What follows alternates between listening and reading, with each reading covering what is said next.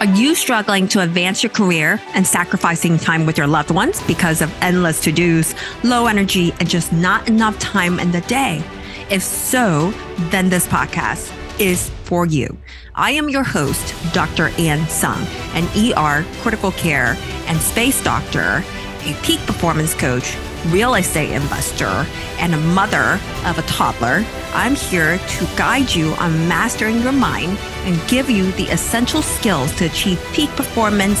So welcome to Productivity MD, where you can learn to master your time and achieve the 5 freedoms in life.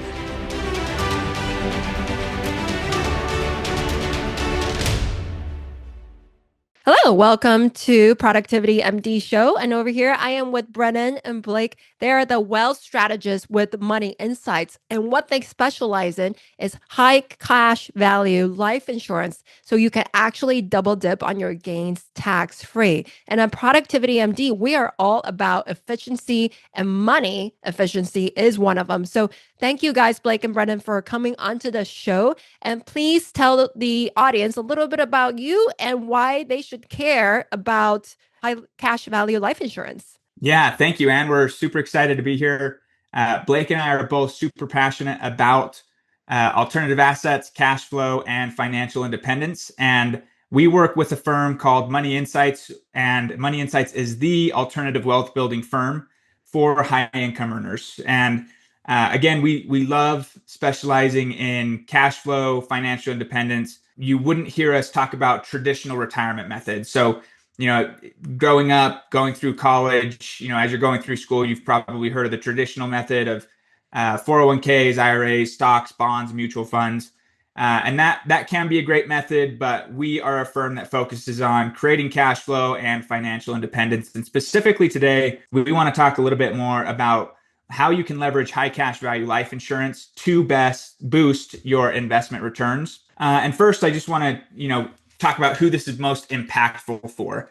And the people that will find this most impactful are, again, high income earners, usually physicians, business owners, dentists, right? Anyone that has that high income and has a desire to invest and take control of their wealth building. Who this is not for is anyone that is kind of just wanting to be on autopilot. If you're the kind of person that loves just setting up the 401k and letting it ride and sit there forever, this probably isn't the right method for you. But if you are somebody that wants to take more control of your financial freedom, this is probably a great place to start and should be some really valuable information for you. And so let me dive into a little bit more about what alternative assets are, what I mean when I say alternative assets. And that would be any sort of single family real estate, multifamily real estate syndication, self-storage, debt funds, private equity, cryptocurrency. All of these are assets that we would describe as alternative assets. And these are things that people look to create different streams of cash flow income. And one of the challenges that a lot of investors face that are investing in these kind of assets is, finding out how to get a return in between investment deals. These deals, they come around often, but sometimes there's gaps. There might be 3-6 month gaps, maybe even a year-long gap in between some of these deals. And so people want to figure out how to get their money working for them when it's not in those kind of deals. They also want to remain liquid. So they need the ability to jump on any new opportunities that come their way. And so another challenge is, hey, how do we get our money working for us, but also keep it liquid? Another big thing is creating tax-free income, right? Everybody's looking for any sort of tax breaks or tax benefits that they can get. And the more tax-free income that we can get and more streams of tax-free income that we can set up for ourselves, I think most people would view that as a huge benefit and something that they're looking for.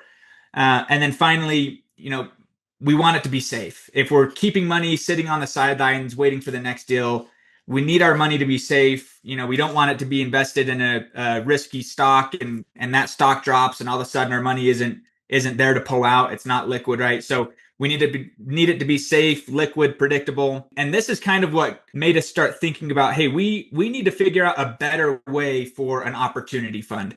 And an opportunity fund is just a place that we store money in between investment deals. And where most people keep that traditionally is a bank account, a money market, a brokerage account. That's usually where they're storing their capital in between these kind of investment deals. Again, if it's in a brokerage account, it's probably in a cash equivalent because they need that money to be safe, predictable, liquid. And so it just usually ends up being a checkings or savings account. And so what we're looking to do is get a much more efficient account going. And we've discovered a strategy that allows investors to do the exact same investing while increasing their returns without adding any additional risk. And what we call it is the investment optimizer. And Blake's going to dive a little bit more and go into detail about what this looks like and how this works. Yeah, great. Thanks, Brennan. Yeah, so the investment optimizer strategy, just kind of like Brennan described there, it's really a way to leverage high cash value life insurance, use that as your opportunity fund where you're storing your money in between deals, and then leverage that account to go do the exact same investing that you would have already done. So one of the cool parts that we like about this strategy is that you're not at all changing what you're investing in, just really where the money's sitting in between those investments. And we can do so by maintaining the liquidity and the security that Brennan just talked about.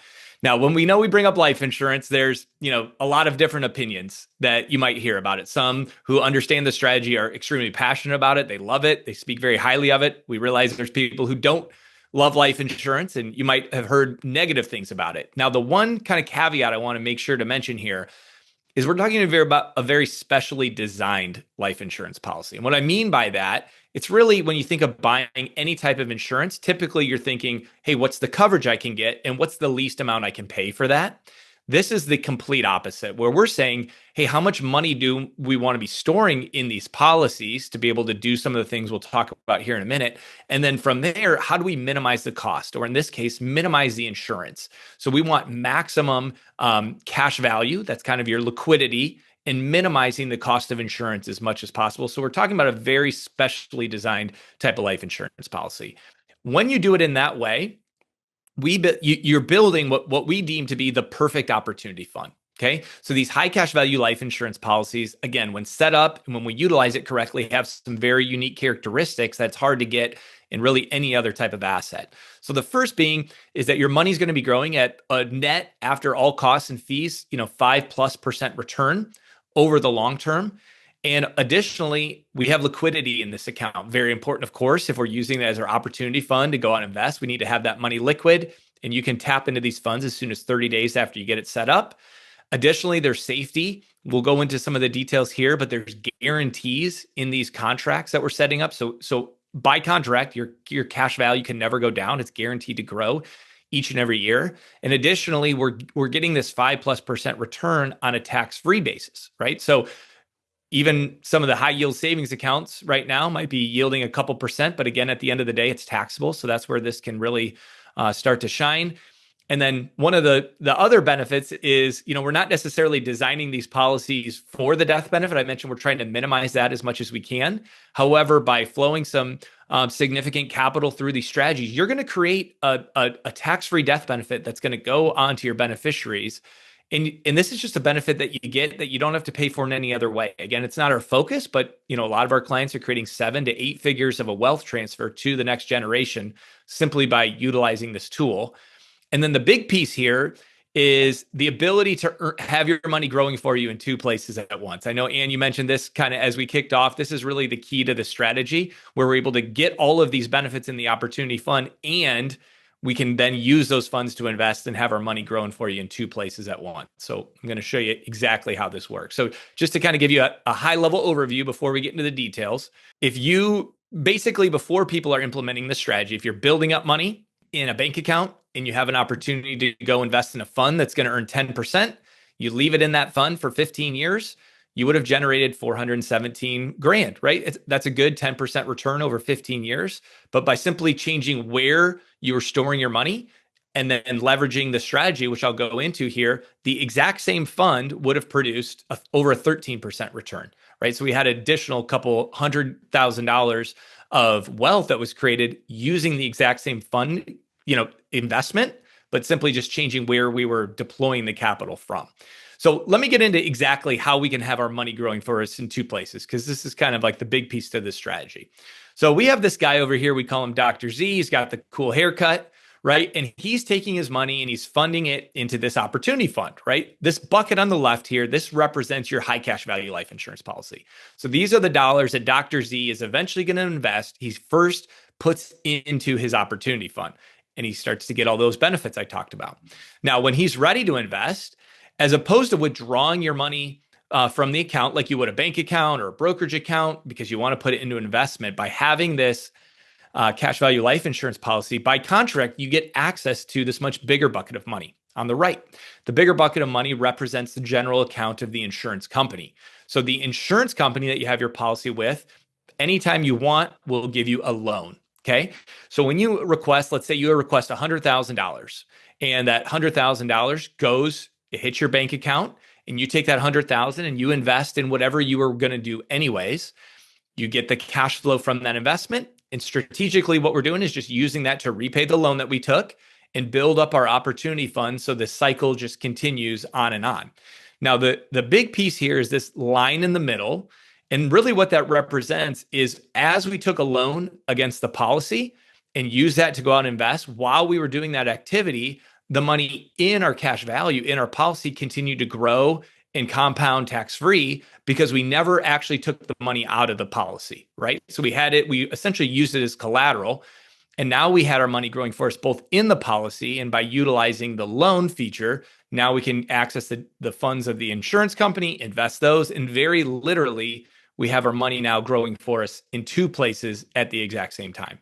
Is there a limit to, like, say you only put in 25K? Does that mean there's actually a limit? Can you only loan out 50, or how much more over what you put in can you loan out? Yeah, that's a great question. So the insurance companies typically allow us to borrow up to 95% of whatever's landing in our cash value. So whatever the cash value is, you can access up to 95% of that. In your example, Anne, if I'm putting in $25,000 a year, in the first year, it's going to be less than $25,000. There are some costs to getting these policies going. Typically 80 to plus percent or so is going to land in the cash value in the first year.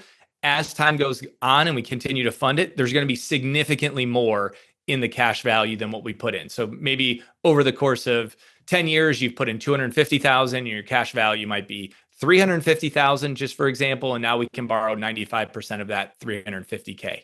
How long right after you put it in, say you invest 25K in it, can you start borrowing from it? Yep, within 30 days, right? So as soon as we fund it, again, as long as things get processed, they basically allow you to access it 30 days after you funded it. So basically immediately. Okay. And to clarify, I think you may be talking about this later, but when you talk about tax-free gains, is it growing tax-free in the opportunity fund as if you've never taken it out? Correct. Yep. Mm-hmm. So as your money's growing at that 5+% return, there's no tax. There's nowhere to report that. You're not getting a 1099 for that. Now, when you take a loan to go invest, you're still going to have whatever taxes are associated with that investment. But while you were out investing, your money was still growing for you in the policy, and all of that growth is tax-free. And what about the growth? Say you invest in a syndication, put in 25K, 50K, you take that, take it out, the opportunity fund, invest in the syndication. What about distributions from that, the gains from that? Is that tax-free or not? No. So you're not actually investing inside of an insurance wrapper. So using your example, if I took a policy loan for 25 or 50K and I invested that's now outside of the policy. Now, the portion that was acting as collateral in my policy, that's growing tax-free. But if I invest in that syndication, I'm going to get the same tax treatment, regardless of whether I used the policy or if it, came from a bank account. Okay, got it. That's clear. Okay, thank you. So when we talk, on the last day, I'm talking about taking this loan, right? So we're literally borrowing money from the insurance company and they're charging us an interest rate. And our cash is sitting in the policy and it's earning an interest rate as well. So those rates can fluctuate. Typically, the loan rates we're seeing right now from the insurance companies are right about 5%, and our money's growing at about 5% as well. So if we have a loan and our cash is growing at the exact same rate, naturally you think, okay, it's kind of a wash. But really, the power of this strategy is that as we take that loan and we repay the loan with the cash flow from our investment, we're paying that back with simple interest. And our money, because we never had to remove it from the policy, continued to grow with compounding interest. So just for an example, let's say we took a $100,000 loan and we at 5% interest and you repaid it over 20 years. The cost of doing that would have been $60,000. And that interest cost is going to the insurance company. That's revenue to the insurance company because you borrowed your money. Now, at the same time, we never had to remove our $100,000, right? Because we took the insurance company's money. So our capital remained in the policy, growing at the same 5% interest rate. And over the same 20 years, it would have grown by $165,000, right? So even though we're earning 5 and paying 5, this idea of compound and simple is very powerful, where we earned 165, we paid 60. So that's a net gain to us of 105,000. Plus, we would have gotten any returns that we used in the investment as well. This is simply just isolating what's happening inside the policy. For those people who don't quite get, is there any like one-liner that you can explain, like maybe like a timeline on when they calculate the interest, like simple versus compound, so that they can see like why is such a big difference?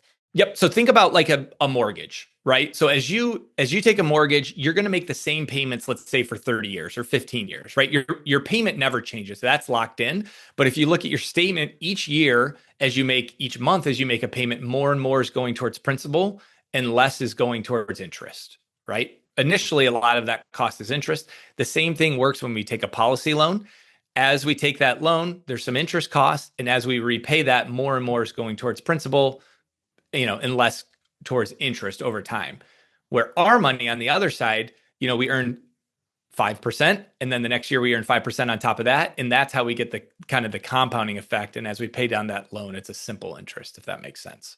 And so what you're saying is, say, okay, I take out a 100K loan, I'm paying 60K for it. That's what it sounds like, back to the insurance policy. But because I didn't technically remove my 100K from my policy actually has grown 165K. So what you're saying is that I actually made 100K by borrowing 100K. Yes, That's exactly what it sounds like. Yeah, and that's over the course of 20 years, and that's assuming the exact same interest rate, right? So we're saying, hey, you're paying 5% over the course of 20 years. You're earning 5% over the course of 20 years. And we're still able to create a pretty significant spread by having our money compound and paying simple. Yeah, versus like if you just had your 100K, say real estate syndications, it's basically gone from your bank account and it's not earning anything at all whatsoever, besides whatever your gains you're having. Exactly right. And we love that, right? You still should do the same investment. You're going to get a higher return in the syndication than you are in the policy. But the whole point of this strategy is it's not replacing the investment. It's replacing the bank account. Exactly. You hit the nail on the head. And if I invest from my bank account, I have to remove the 100K, put it in the investment, and I get all the great returns there. Where if I have it in the policy, I can take a loan against it. And then now I have my money still compounding for me in the policy, and I'm in the exact same investment. Well, I wish I had known about you guys when I sold my COVID house. Had to put the gains into 2 syndications. Darn. Yeah. Well, now you know. Now you're finding out. Okay. So, next step. Okay. So, and what I wanted to hit on here is that it's the exact same investment flow. The strategy can maybe seem complex. It's really not doing a whole lot differently than what you're doing now. Because then typically before people are utilizing the strategy, as Brennan mentioned about using a bank or savings account, you build up your cash in there, you go to work, you make income, you build it up. Okay, now you have an investment opportunity. You take the money out of the account, put it in the investment. We get the cash flows from that. And where does it go? It goes right back into the bank account that's not doing a whole lot. And you just, build that back up, rinse and repeat the cycle. With the investment optimizer, everything is the exact same other than where we're storing our money in between deals. So we're capitalizing our opportunity fund. We're paying premiums to a life insurance company, building up our cash value. When we're ready to invest, we take a loan against it and then put that in the investment just like we would have otherwise. We get the same returns from that investment. And as opposed to putting it in back in our bank account, now we have a more efficient place to put it, which is back into the policy. We build that back up. And again, we just repeat this cycle over and over. So it's the exact same investing. All you're doing is switching where you're storing your money in between those deals. How long are these loans, basically, or it depends? That's a great question. So one of the reasons we love this is because it's completely up to us on when you pay that back. So let's say you take a loan for 100K. The insurance company is charging you the 5%, but they're not saying, hey, you need to pay us back monthly. They don't even ask what we're using the loans for. And the reason that that's the case is because they have our cash as the collateral, right? So they are happy for us to pay them back at any point. They'll send us a statement each year saying, hey, here's the interest you owe. Even if you don't pay it each year, it just gets added to your loan, and we go into the next year, and now your loan's a little bit higher. So we, as the investors, have total control over when, or frankly, even if we ever repay that loan, because eventually the death benefit on the policy will pay the loan. So it gives us complete flexibility that way. So you're saying that I could invest in a syndication that maybe in 5 years they'll exit. So theoretically, I don't have to pay it back until they exit, and I take the gains and pay it back the policy. We have clients do that all the time. That's exactly right. Is that going to be a lot of interest accumulated in the 5 years though? And it also depends on the gains too. Yep. So typically our recommendation is at a minimum, pay the loan interest back each year. So using that example, you take $100,000, the loan interest is $5,000 each year. Our recommendation is to pay that $5,000, whether it's cash flow from the investment, typically is where people get that, or from any other source. And the reason we like to pay that loan interest is because it keeps it simple, right? So meanwhile, our money's compounding over here, and as long as we're covering that interest, the $5,000 each year, not paying the principal back, just the $5,000, that keeps that loan simple, and that's how we're creating that arbitrage, as long as we can cover the loan interest each year. Okay, so if they're doing it for 5 years, essentially they'll be paying $25K, right? Am I doing that math correct? right? Yep. $25K, but they don't have to pay the $100K back until they exit, or until the deal exits. Then they pay back the whole thing.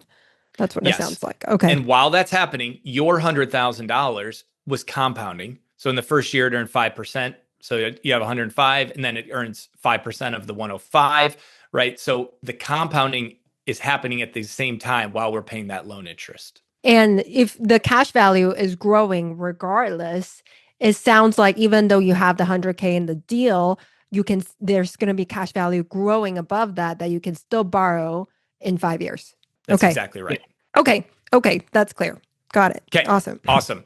So what I wanted to do next was just put a very easy case study together, right? Again, we work with people who various means that you can fund these policies however you want. You can choose how much you want to put in, whether it's $25,000 a year, $50,000, $100,000. We have people putting in 7 figures a year, right? So we build these up, and we have clients using these for all types of investments. Brennan mentioned a couple of those at the start. So what we did is say, okay, we're just looking at an option that one of our partners had, which was a credit fund. He said, okay, if you put $100K into this, we'll give you 12% a year until you want your capital returned. That could be 5 years, 10 years, 15 years, right? So you're just going to put in $100K and receive $12,000 a year of cash flow. And when the deal's done, you can get your $100K back, just kind of like you were talking about, Ian.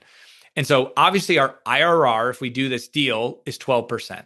Okay. And that's coming from the bank account, how most people do it. They had their $100K, they invested it, they got their 12%. And then at the end of the time, 5, 10, or 15 years, they got their $100K back. Right. Can you explain IRR to people who may not understand?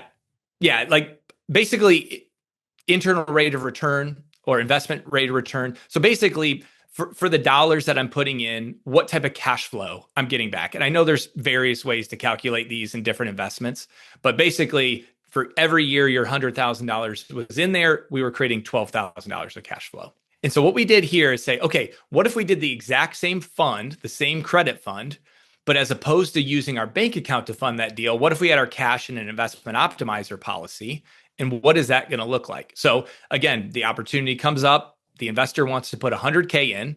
They take a policy loan. So now we get to use the insurance company's money. We put the $100K in the investment, just like we would have otherwise. And we get the $12,000 a year of cash flow from that deal. Well, as opposed to going back into our bank account with the $12,000 a year, we're now just recycling it back into the policy to kind of pay down that policy loan and add some more funds to it, just like we kind of talked about. So we're taking the $12K and as opposed to bank accounts, just going right back to the policy. But while that investment opportunity was happening and you were getting the 12% there, because we never removed our money from the account and it continued to compound, we had some additional growth in the policy. So over 5 years, we would have earned, $8,700 in the policy. Over 10 years, $35,000. Over 15, $85,000. And again, that is additional value that we got on top of whatever we got in the investment as well. So as opposed to just getting the one rate of return in the investment, by getting it through the policy, now we have the gain in the policy plus the investment returns as well. So it sounds like if you put in 100K in there, we talk about, maybe it'll grow, it'll keep growing the cash value you can borrow against it. It sounds like in 5 years, you can borrow, 95% of almost 9K. In 10 years, you can borrow like 95% of 35K. That's what it sounds like. Yes. And if you continue to fund the policy, so most of them are set up where we're funding on an annual basis, and you can choose how much you fund each year. So typically we'll fund it for 5 years, 7 years. You can fund it for 50 years if you want, right? And every time you fund it, more and more is just building up the cash value. And this is if we're not funding at all and everything is starting from just 100K only, the gains, the growth from the policy. Yes. So there was some capital that went into it. Again, whatever. So let me say myself personally, the dollars that I'm eventually going to get into a cash flowing asset, I'm trying to get into my policy first, all those dollars. So whatever I was going to save each year that are eventually going to go into alternative investments, I put it into my policy, build up the cash value. And then when I'm ready to invest, I'm utilizing the strategy, taking a loan against it to go do those investments. So I continue to fund the policies each year.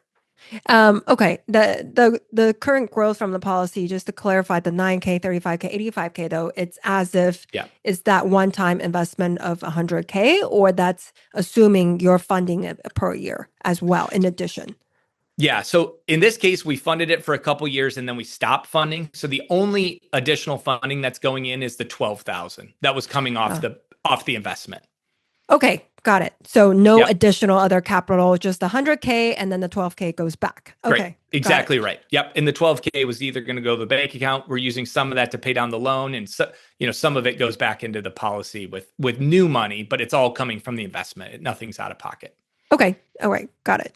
And then just putting some numbers to that, right? This fund was offering 12%, and of course that's what you're going to get. But if you utilize the investment optimizer strategy as your opportunity fund before deploying the capital, we take that 12% to a 13 or 14, 15% return in total for the total cash outlay, because now we have our money growing for us in two places at once. And, when you get the disbursement of the 12%, yes, you'll pay taxes on it. But once it's in the policy, then you're not paying taxes on anything that's gained. Exactly right. And of course, there's going to be taxes with nearly every investment we're making. What we really want to do with this is just do a complete apples to apples comparison. So I realize it is a simplified version. The nice part is this can work with any type of investments. We have people who, would love to get 12%. We have clients who said, I would never do a deal for 12%, right? So we have people all across the board. We're just using the same inputs and outputs for policy versus investment optimizer. Just as kind of a quick summary, this is kind of our final slide here. The reason that this strategy is powerful is, number one, what we've been talking about. It's a way to increase your investment returns using the exact same investments you would be doing anyways. It's a place to store your capital that's safe, liquid, guaranteed to never go down, and get some growth over the years, as we've talked about. The other piece to this, which we haven't talked as much about, is turning it into a tax-free retirement cash flow stream. So people love, creating additional streams of retirement. Some people ask us, okay, we have this policy, we have all this cash value in there. Do I just have to die for someone to get value from it? And the answer is no. You can use all that cash value and turn it into a supplemental tax-free retirement income stream down the road, which is very powerful. And then life insurance is regulated on a state-by-state basis, but depending on what state you're in, there's great asset protection. So all the cash in here is, free from creditors of different kind. Again, that is state by state, but it is a great asset protection play as well. And then at the end of the day, we are talking about life insurance. So while we're not necessarily setting these up for the death benefit, simply by utilizing this strategy, you're going to create significant, as I mentioned, 7 to 8 figures of value that will be transferred to your heirs, on top of all the additional investment returns that you were able to create along the way. I think this is a good segue to, why people want to start the policy for their kids. Because I started one for my baby. I think she was 6 months, and then the other one was 2.5, maybe. I was using it in a way like maybe to borrow money against it, maybe to pay for their school, or maybe, invest for them. Or yes, like eventually I understand that I can use it as my own retirement if I wanted to. Can you just explain to people benefits of starting it for your kids when they're little and how they can use it for retirement or something else for their kids? I can jump in and go through that. There's a lot of different ways that people use these policies for their children, a lot of cool ways.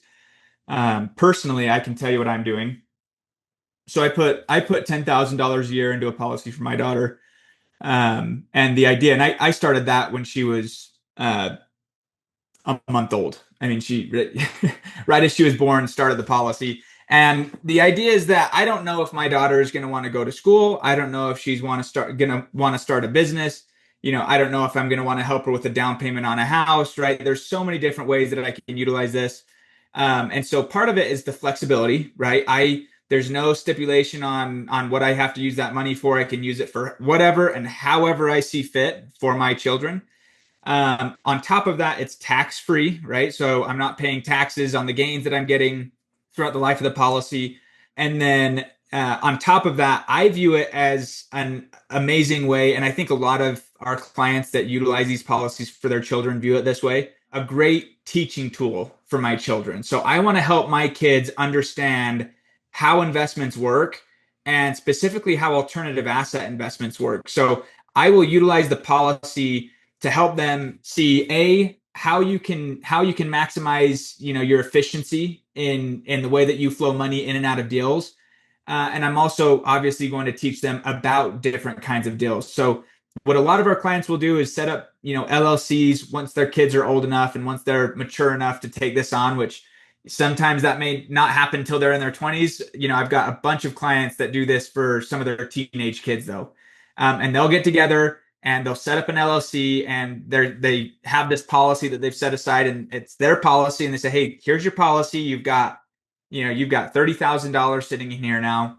Let's go ahead and take out 10 grand and I'm going to put in another 40 and we're going to do this deal together. But a lot of them will actually have their children go do the due diligence on the deal. So they're actually going to call the operators of the deal. So they're going to call a Spartan Investment Group or a Turbine Capital or Next Level Income, and they're going to get on the phone with somebody who is actually going out and purchasing these large multifamily assets, and they're going to start asking them questions about, hey, how does this work? How does this make sense for me to make this investment?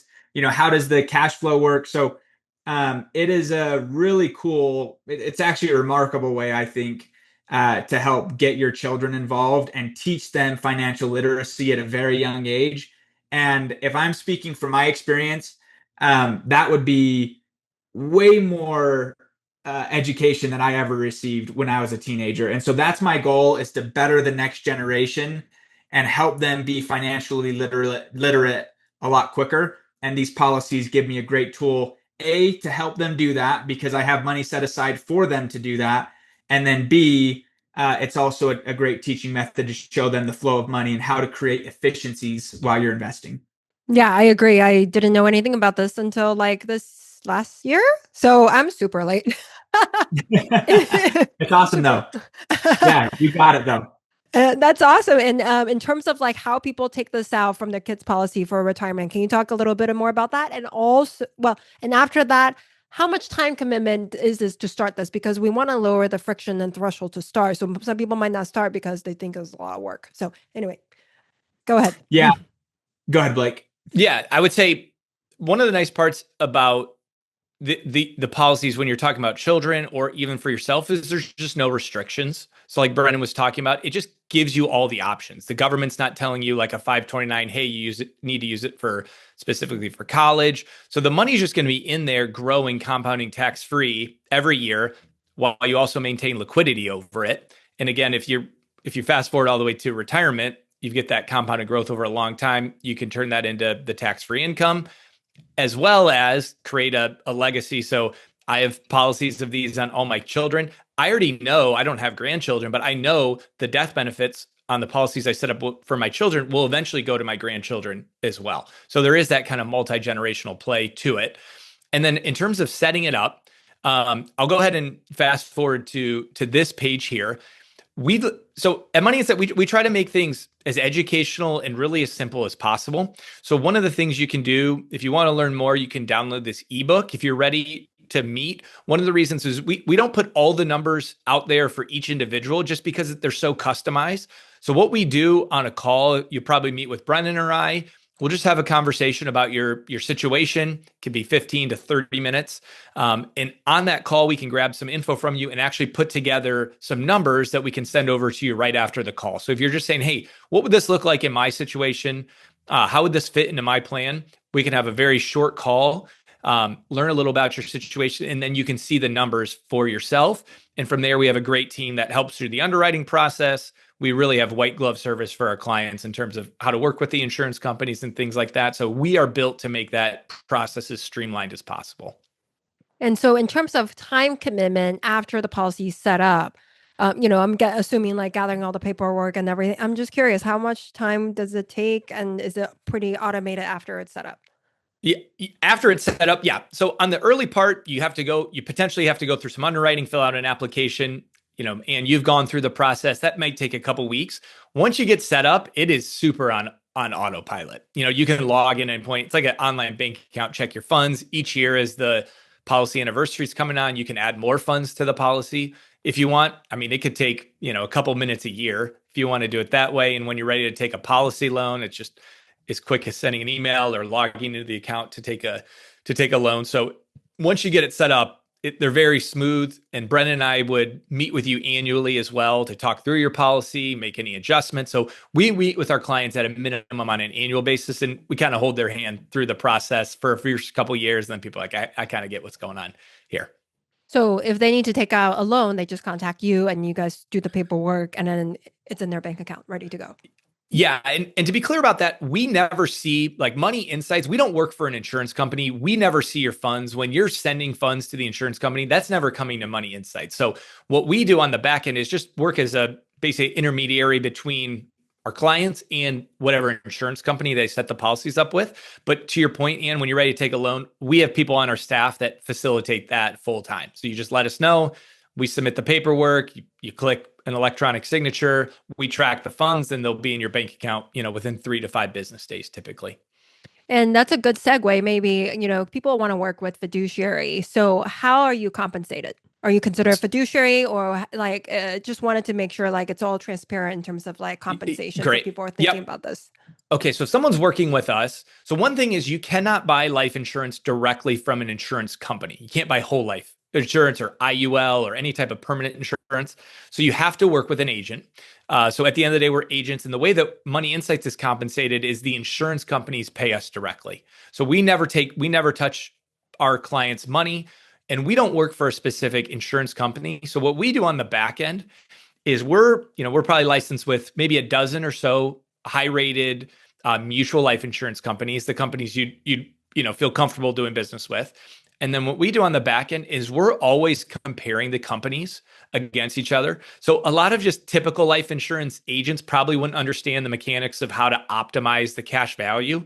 And that's really where we specialize. So if you're saying, hey, I want to get the most bang for my buck for the dollars that I'm putting in here, we just compare all the companies against each other based upon your age and health and how much you'd want to put in and come up with like a customized plan. Hey, here's this insurance company. Here's why, here's how they're creating the most returns for you. And that's how we work. So technically we're not a fiduciary, but we work with a bunch of companies, compare them all. And we always go with the most optimized policies from a cash value growth standpoint. Okay, got it. Yeah, and I think I really echo what you said about the 529, which is the reason why I pulled out all of my money from my 529, paid the taxes on it actually, and then put it all into my kids' life insurance. And that's the reason why I'm partnering with you guys, to spread this message out to as many people as possible. Because I feel like I wish I had known about this like when I was 20s. Maybe that would have been amazing. I think the last question I have is, can you pull money from your existing 401k if you're already done with the employer and you have full control of that 401k, or no, it has to be like cash, or maybe people pull out, cash and pay the gains on it, or 529 and then put it here? That's a good question. So anytime somebody, if you're to pull money out of a 401k or any qualified plan, you would have to pay any necessary taxes and or penalties on it. So it's not like an in-service distribution. We can't, transfer it over into a pre-taxed account. So because that hasn't been taxed yet, the taxes have to be paid. And if it's an early distribution, the penalties would have to be paid. So most people are doing this with, excess capital, maybe money that has been sitting in a brokerage account or a savings account, or they're just setting aside money on a monthly basis to go towards these alternative assets. And that's what they're flowing into these policies. A lot of 401ks actually from the employers, like say if they're buying their first home loan, they allow like 50K of home loan from like say my university allowed that 50K of loan. I use that as part of it to purchase my investment property. Can I funnel whatever I took out as a loan, funnel it through the insurance policy, then go on to, as capital to purchase the property? Yeah. So I'd say think about these from a taxation standpoint, very similar to a Roth IRA, where we're funding the policy with after-tax dollars. We get all the growth is tax-free. When we access the funds, that's tax-free, and the death benefit eventually gets paid on income tax-free as well. So in your specific example, I'm not sure, were you actually taking a withdrawal or was it a loan from a 401k? A loan from a 401k, and then it has to be repaid monthly. So probably those funds would not work because, again, we need to be funding the policies with after-tax dollars. So we're not getting a tax benefit on the front end. All the tax advantages come, in the years to follow. Okay, got a copy. Okay, might be a little bit more nuanced example. Yeah, so, maybe we jump on a call. Yeah. That was back then. I don't have that right now. But whenever I get the syndication, like whenever they exit, I will, I'll have more. Yeah, exactly. But that's why, for everybody here, this could be the difference. If you're thinking about investing in, right now, any sort of investment that you're planning to make, this could be like, say, 100K. It sounds like this could be the difference of like an extra 85K or more for you after 15 years. So, depending on your situation, just go ahead after this call right now, moneyinsightsgroup.com/productivity. You can book the call right now, and don't think that you're going to remember after this call and you're going to book the call. I would say within this next minute, when you're able, book the call now, put it on your calendar so you don't let like 100K gains potentially just slip out of your fingers. So, but thank you so much, everybody. If there was a one-liner or takeaway that you can leave our audience, what would it be? Think about how much money you're losing by having cash sitting in a bank account. If you factor in inflation, that money is just getting eroded. You're getting no growth, no tax efficiency. This is really the best place to optimize where your money's sitting in between your investment deals. My one liner is take action now. We hear all the time, and what you've said, I wish I would have known about this in my 20s. We have people that are in their 60s that say, I wish I would have known about this in my 50s, right? Or people in their 50s, I wish I would have known about this in my 40s. So take action now, regardless of what you've heard about permanent life insurance. And I know that there's a lot of stuff about permanent life insurance out there that's not necessarily positive. We at Money Insights are highly educational based. So there is absolutely no pressure. There's no specific timeline that we have in mind. We are happy to educate you on exactly how these policies work and how they could work within your strategy and within your plan of what you're trying to accomplish. And if it's a good fit, great. If it's not a great fit, at least you know more about how these policies work so that if it does become a great fit in a few years, you know exactly who to call. So take action now. Again, not necessarily that you're going to go ahead and write a policy right away, but just get informed, get educated on how they work, and we can just go from there. Awesome. Thank you. So go ahead and book the call, figure out how much extra gains you could potentially have, or maybe this policy is not even right for you. Thank you all so much for coming on to the show, spending your time, and the audience too, for your presence, your attention, and taking charge of your financial efficiency, essentially. And of course, everything on here that we talked about, the transcripts, is going to be on productivitymd.com. And just remember that everything we need is within us now. Thank you. Disclaimer, this content is for general information purposes only and does not constitute the practice of medicine. No doctor-patient relationship is formed. The use of this information linked to this content is at the user's own risk. The content is not intended to be a substitute for professional medical advice, diagnosis, or treatment. Users should not disregard or delay in obtaining medical advice for any medical conditions they may have and should seek the assistance of their healthcare professionals for any such conditions. The views are personal views only and do not represent any university or government institution.